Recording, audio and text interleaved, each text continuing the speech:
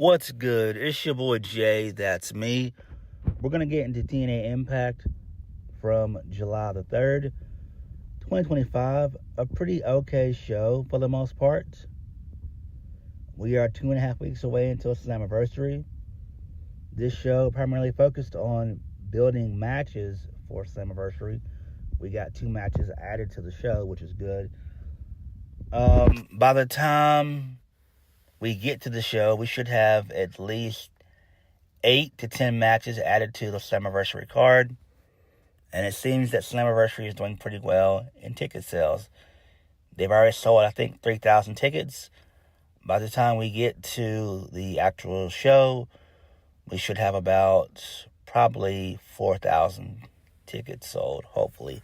And that would be really, really good because it's going to take place in the UBS arena. So, good stuff there. Happy for TNA. So, we kicked the show off with the first match of the night. The Inspiration, they defeat Tessa Blanchard and Victoria Crawford. So, Victoria takes the pin. Indy Hartwell was on commentary. Apparently, Tessa and her had some words. They had a little mini pull-apart brawl. And Indy challenges Tessa to a match at Slammiversary. So that's cool. I like this. This makes perfect sense. Tessa will be champion in due time. I know people are pissed that she's not champion right now. She will be. They're just rebuilding her back up. And they're making her credible. I do expect for her to be the one to defeat Masha. I really do. So that makes the most sense. But people have to be patient. Tessa will be champion. She will be. Because her and Masha are the 2 biggest stars that they have right now. They don't have anyone else right now. You could put in there Lei-Ling Lee, Xia Li, but I mean, you know, she's okay. But she's someone that would be, I would say, a transitional champion, if we're being honest. Maybe somebody that you put the title on for maybe about 3 months, 4 months at best. But the main 2 women are Tessa and Masha. And I do think that Tessa will dethrone Masha. Whether it happens at Bound for Glory in October or it happens at Genesis next year in January, either or, Tessa will be champion when all is said and done. All right, moving on. So, we get a backstage segment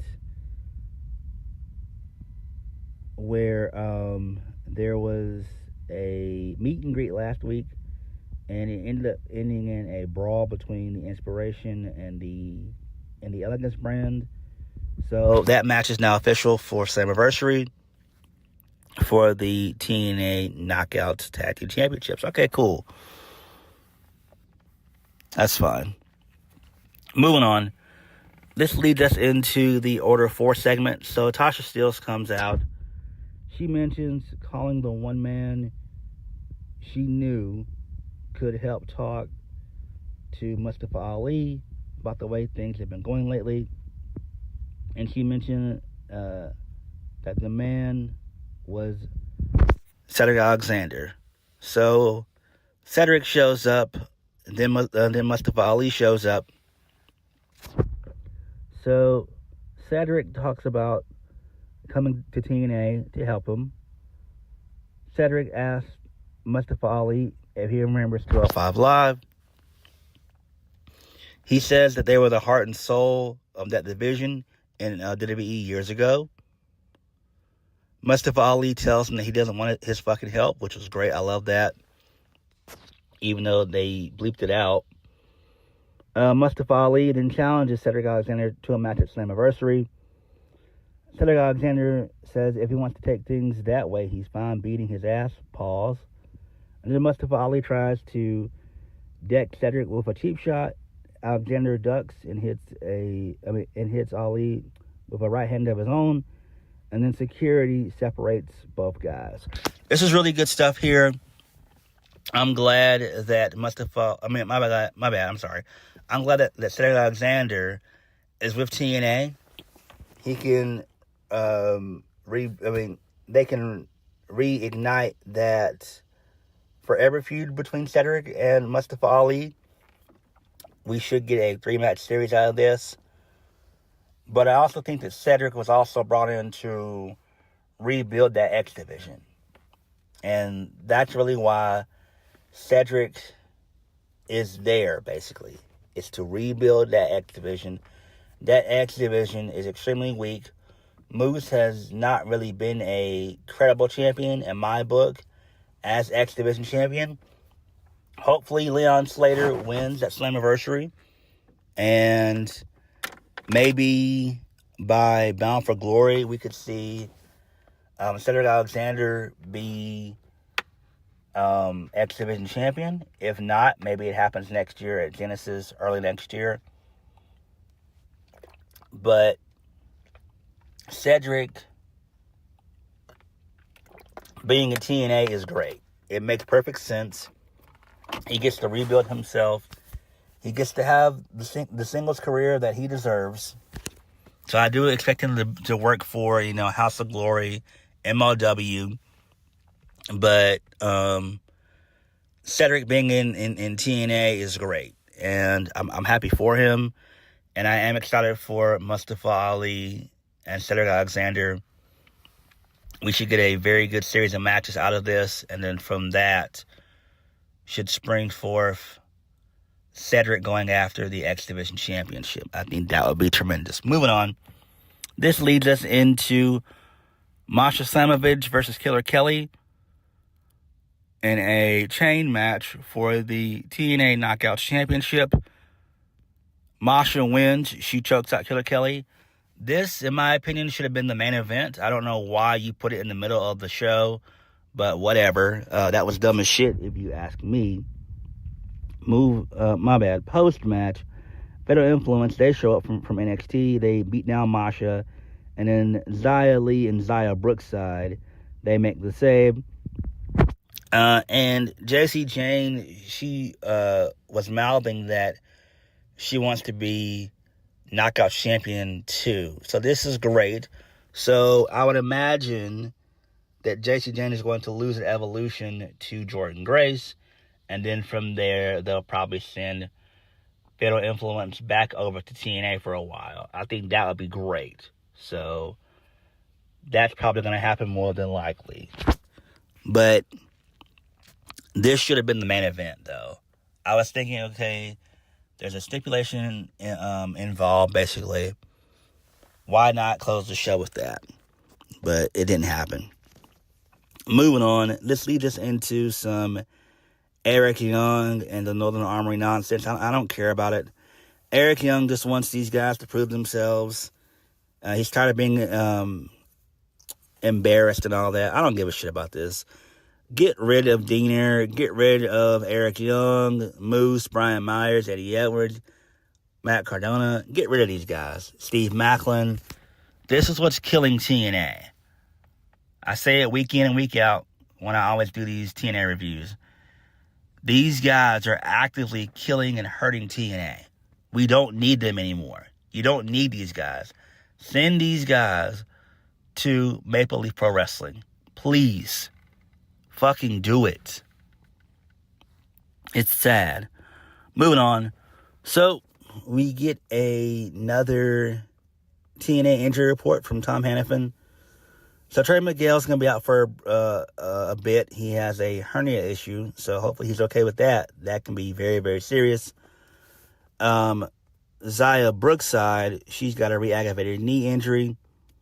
It's basically day-to-day at this point in time. And then AJ Francis was banged up from his match last week, but he's not going to miss any time, basically. Okay, that's fine. Moving on.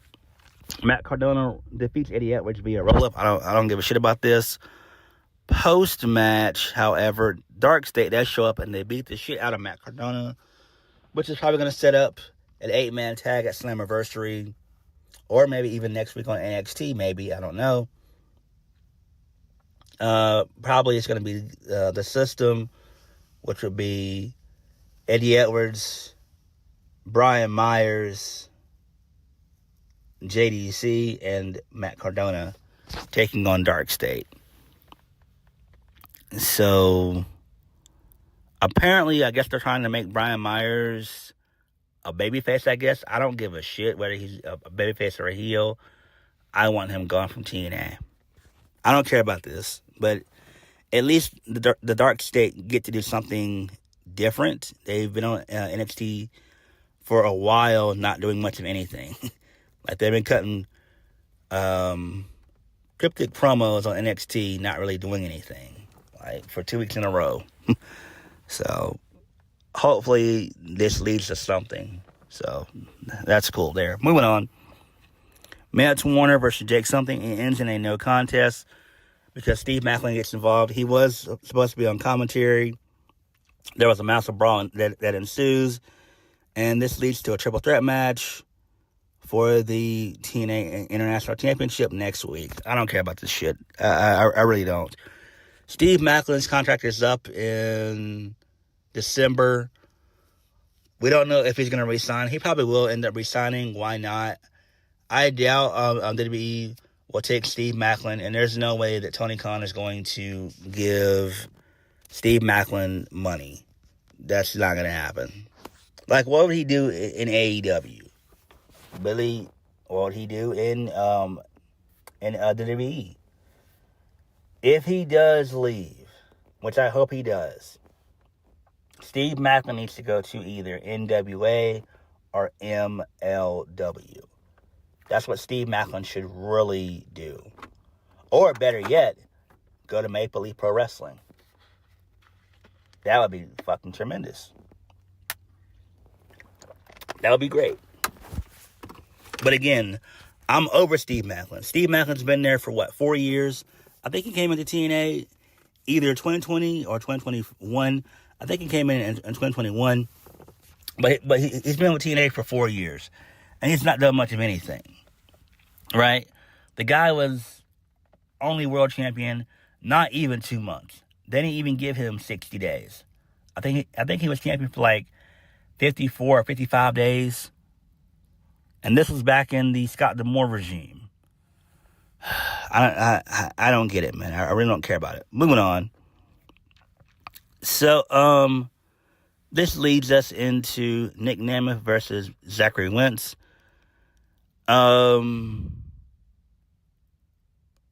Myron Reed, the original Rascal, he was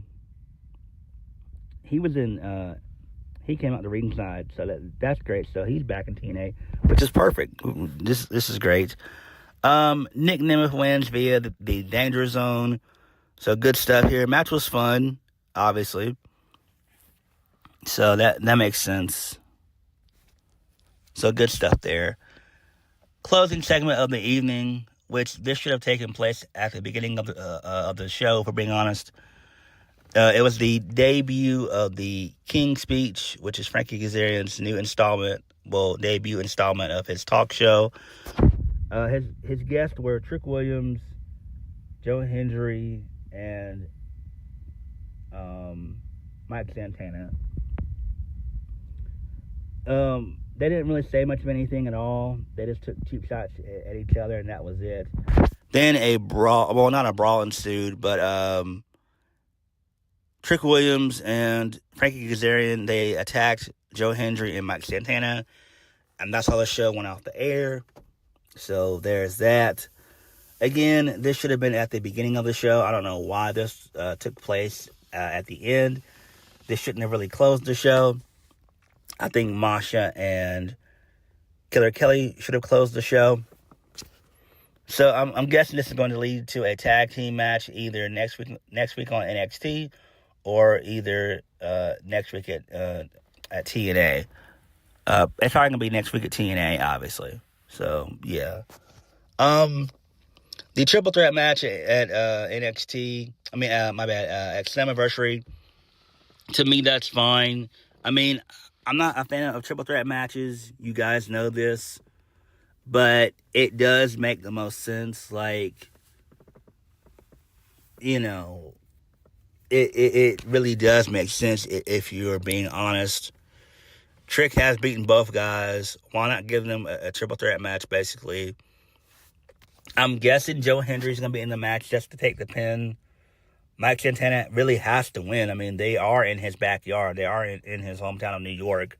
I think he's from Brooklyn. And Slammiversary is going to take place in Long Island. So I don't understand why Mike Santana would not win here. And then again, we don't know how long Joe Hendry is going to be in TNA. And then also, rumor has it that WWE, they've got interest in Mike Santana. So I don't know. If that is the case and WWE has interest in Mike Santana, then they should just have Mike Santana win at Slammiversary and then maybe drop the title at Bound for Glory in October. Maybe that's what I would do. I don't know. But we'll have to wait and see. But TNA, for the most part, was okay. I enjoyed the Masha and Killer Kelly match. That was great. That chain match was great. That should have closed the show.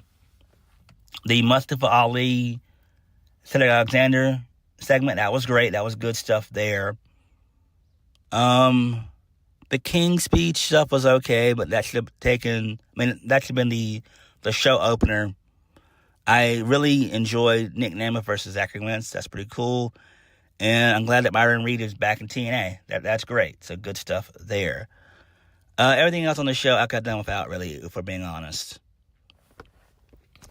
But before I end the review, on a side note, I'm not going to be doing SmackDown at all.